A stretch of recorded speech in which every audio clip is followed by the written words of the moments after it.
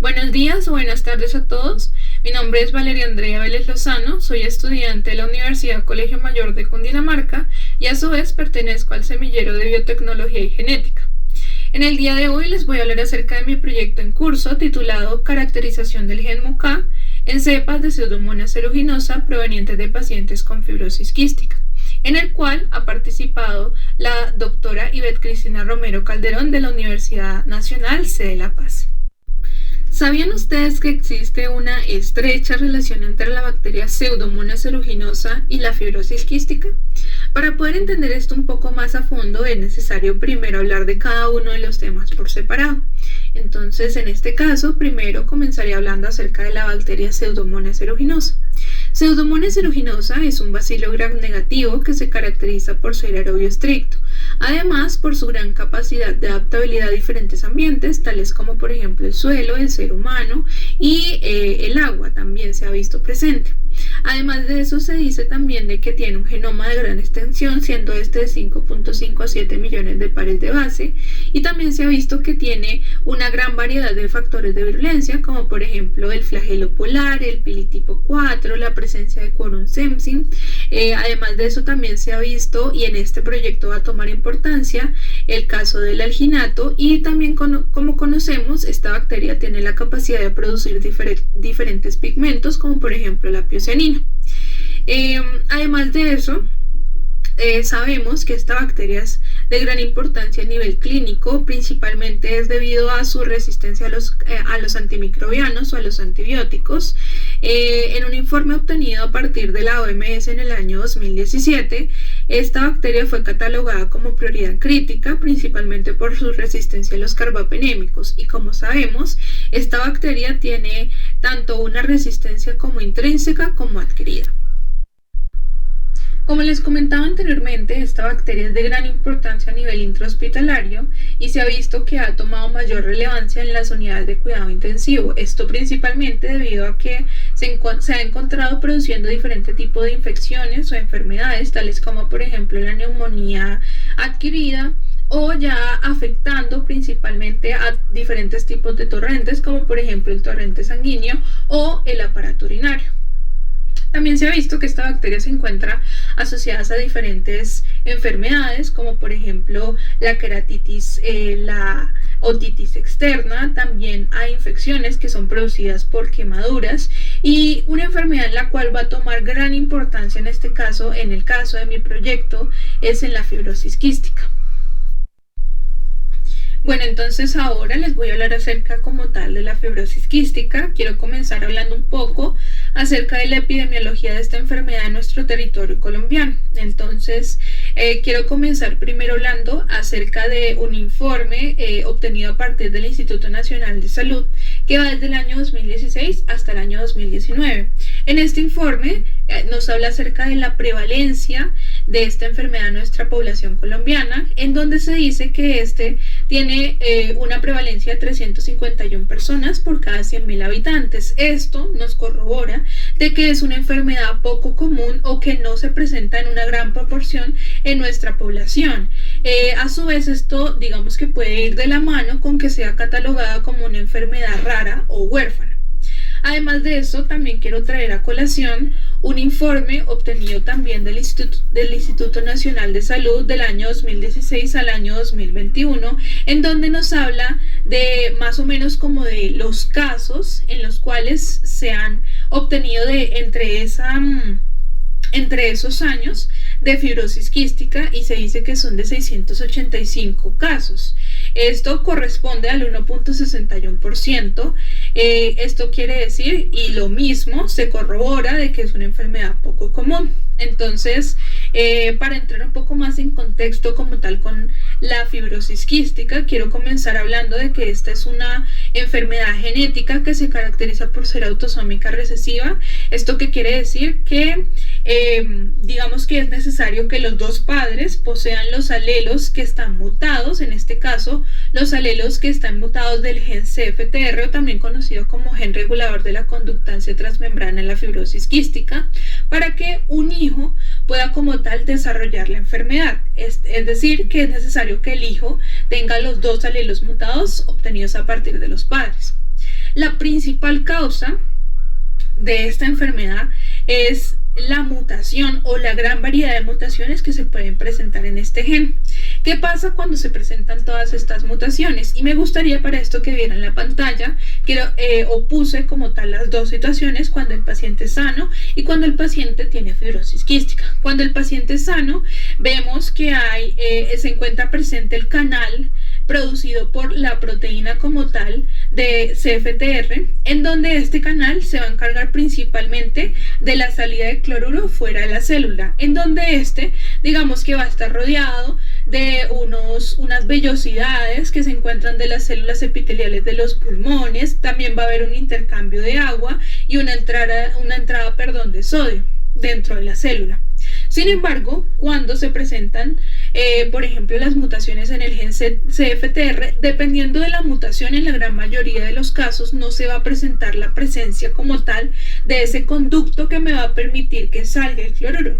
Entonces, lo que va a producir es que se acumule el cloruro dentro de la célula y a su vez que haya una mayor entrada de agua, que las vellosidades se encuentren atrapadas y que no puedan moverse debido a la gran cantidad de moco que se encuentran dentro de los pacientes.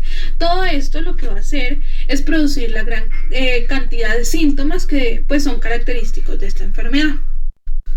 Entonces, como les venía comentando anteriormente, dentro de las principales manifestaciones clínicas que se pueden presentar en estos pacientes, y primero quiero resaltar la importancia de que esta sea considerada como una enfermedad multisistémica. ¿Qué quiere decir esto? Que puede tener una gran afectación en diferentes partes o en diferentes órganos de nuestro cuerpo.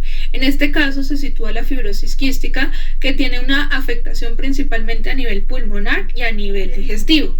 Entonces, en el caso a nivel pulmonar, por ejemplo, de los síntomas que se producen son la presencia de sibilancias, la producción de un moco muy espeso, principalmente por lo que les mencionaba anteriormente, una tos muy persistente, y debido a la presencia de ese moco tan espeso se pueden dar una mayor presencia como de infecciones pulmonares en estos pacientes.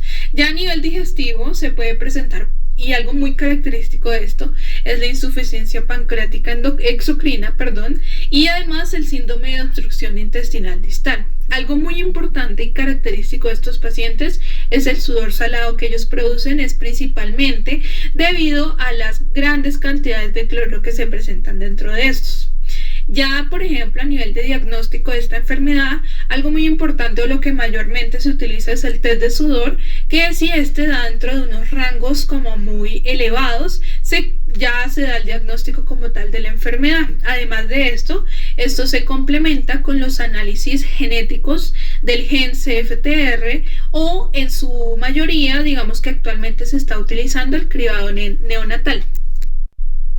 Bueno, entonces ahora les voy a hablar acerca de las diferentes etapas que han sido descritas por los autores sobre la infección producida por Pseudomonas aeruginosa en los pacientes con fibrosis quística. Entonces, en primera instancia se habla como tal de la adquisición de la bacteria. Esta se puede dar principalmente por dos razones.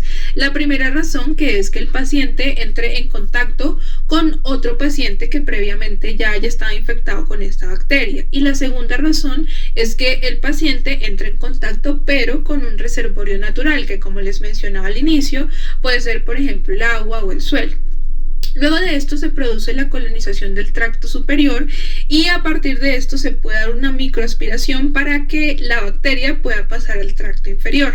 Aquí es muy importante, la respuesta inmune va a jugar un papel primordial para tratar de erradicar a la bacteria como tal de los pulmones de estos pacientes. Ya después de eso se pasa a una segunda etapa, que es la etapa aguda, en donde esta se va a caracterizar, o los aislados mayormente se van a caracterizar, es principalmente porque son aislados sensibles a antibióticos, y además de eso porque van a tener un fenotipo no mucoide y no van a tener la capacidad como tal de moverse.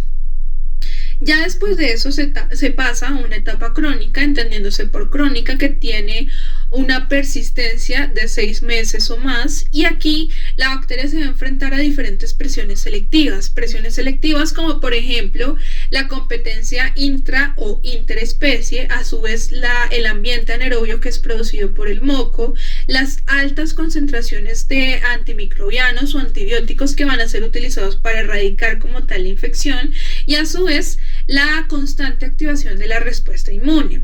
Todo este conjunto de presiones lo que va a hacer es favorecer una gran variedad de mutaciones en el genoma de Pseudomonas aeruginosa. Esto acompañado, por ejemplo, de la presencia del peróxido de hidrógeno, que va a ser producido a partir de los neutrófilos y siendo este considerado como una de las especies reactivas de oxígeno que son producidas por ellos. Bueno, entonces ahora lo que quiero hacer es aterrizar un poco más el proyecto. Primero quiero comenzar hablando acerca de uno de los factores de virulencia de Pseudomonas aeruginosa, como lo es por ejemplo el alginato. El alginato es un polímero polianiónico que se caracteriza por estar compuesto por dos compuestos. Uno es el demanurónico y dos es el L-glurónico. Se dice que este es una de las principales razones o como tal una de las principales causas del cambio del fenotipo de esta bacteria, debido a que cuando este se sobreproduce pasa de un fenotipo no mucoide a un fenotipo mucoide. Toda la producción o la regulación como tal de la biosíntesis del alginato se ve controlado por el operón biosintético del alginato, también conocido como ALT-MUC-ABCD, y este requiere de la expresión o de la actividad como tal del factor sigma, el cual está codificado por ALT. Para poder entender esto un poco más, quiero que se vayan a la imagen que puse en la presentación, en donde nos describen 3 escenarios diferentes. Voy a describirlos uno por uno. El primer escenario nos habla acerca de cuando la bacteria es no mucoide. Cuando la bacteria es no mucoide, la proteína MUCA, la cual está codificada por el gen MUCA, este es uno de los genes que hace parte del operón, digamos que este se va a encontrar en su forma natural, va a ser reconocido en este caso por ALT y no se va a dar como tal la activación del operón. En segunda instancia se encuentra el segundo escenario, que es cuando la bacteria se encuentra en su forma mucoide. En esta se va a producir la mutación en el gen MUCA y a su vez esto, al traducirse en una proteína, la proteína MUCA no va a poder ser reconocida por ALT. Entonces, ¿qué es lo que va a pasar? ALT va a activar, dependiendo de la vía que tome, al operón, y esto puede hacerlo por medio de 2 vías: una, activando directamente al promotor del operón, o 2, activando a diferentes factores de transcripción auxiliares, como por ejemplo al B, al R o al Z, que estos van a ser los encargados como tal de activar el operón y a su vez de que se dé toda la sobreproducción del alginato y por lo tanto que cambie su fenotipo. Ya en el tercer escenario es un escenario en donde la bacteria se dice que o se conoce como tal como no mucoide revertante. ¿Esto qué quiere decir? Que la bacteria va a presentar una mutación en el gen MUCA, por lo tanto no va a ser reconocido por ALT, pero también ALT va a tener una mutación secundaria en alguna parte de su composición, lo que va a hacer que ALT no pueda ser reconocido por el operón y por lo tanto no se dé como tal la sobreexpresión del alginato. Teniendo en cuenta lo que expliqué anteriormente, quiero en este caso resaltar la importancia del fenotipo mucoide que es producido cuando se dan las mutaciones en el gen MUCA y a su vez la sobreproducción del alginato. Se dice que cuando se da el fenotipo mucoide es porque la bacteria ya se encuentra en un estadio crónico y en este caso se dice que hay unas altas tasas de mortalidad, las cuales no solamente están relacionadas con el fenotipo, sino también por la instauración por largo tiempo de esta bacteria, ya que pues digamos que al ser una bacteria que ya está acostumbrada a todo el ambiente que se encuentra en los pulmones, va a ser mucho más fácil de que esta pueda evitar la erradicación por parte de los antibióticos y a su vez va a permitir una persistencia pulmonar por un largo periodo de tiempo. Como les comentaba, este fenotipo se debe principalmente a la sobreproducción del alginato y se dice que hay una relación entre esta sobreproducción y la deficiente respuesta inmune, y esto es principalmente porque lo que se da es la sobreproducción precisamente del alginato. Y como sabemos, el alginato es como una especie de barrera que lo que va a hacer es proteger a la bacteria de la fagocitosis que pueda ser producida por parte de las bacterias que son de la respuesta inmune. Se dice que una de las principales ventajas o algunas de las principales ventajas de este fenotipo es que, uno, hay una mayor resistencia a la fagocitosis, hay una mayor activación de vías por parte de TLR2 y TLR5, que lo que va a hacer es producir una mayor inflamación a largo plazo, y a su vez hay una menor motilidad de la bacteria. Esto que quiere decir que tiene la capacidad de mantenerse en un lugar instaurada por un largo periodo de tiempo. Entonces, teniendo todo esto en cuenta, quiero aclarar o quiero mencionar el objetivo general de mi proyecto, el cual es caracterizar el gen MUCA en cepas de Pseudomonas aeruginosa provenientes de pacientes con fibrosis quística. Y ya como objetivos específicos, en primera instancia quiero aislar el gen MUCA en cepas de Pseudomonas aeruginosa clínica, mucoide inducida y no mucoide mediante PCR, e identificar las diferentes mutaciones que se encuentran en el gen MUCA de la cepa mucoide de Pseudomonas aeruginosa mediante el análisis bioinformático de las secuencias obtenidas. Quiero mencionar como en qué se basa o cuál es como tal la pregunta problema de mi proyecto en curso. En este caso, nosotros nos preguntamos cuáles son las principales mutaciones que se identifican en el gen MUCA en una cepa de Pseudomonas aeruginosa mucoide. Bueno, entonces para poder llevar a cabo todo este proyecto, a continuación voy a hablar acerca de la metodología que he planteado para poder realizarlo. En primera instancia, quiero hablar acerca de la obtención de las cepas ATC6 clínica de Pseudomonas aeruginosa.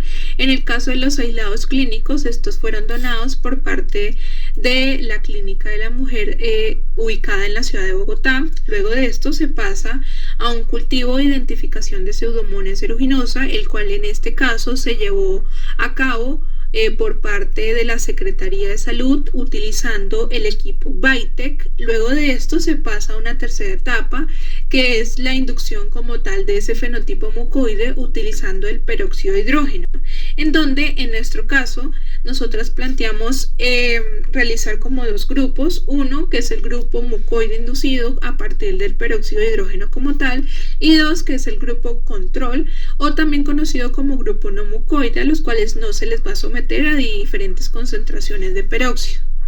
Entonces, luego de esto se lleva a cabo la siembra en agar Luria bertani para poder verificar ese cambio de fenotipo, es decir, para corroborar que el tratamiento aplicado con el peróxido de hidrógeno haya sido efectivo. Luego de esto se procede a hacer la extracción del ADN genómico y a partir de estos se va a llevar a cabo toda la parte de la amplificación y el aislamiento del gen por medio de una PCR.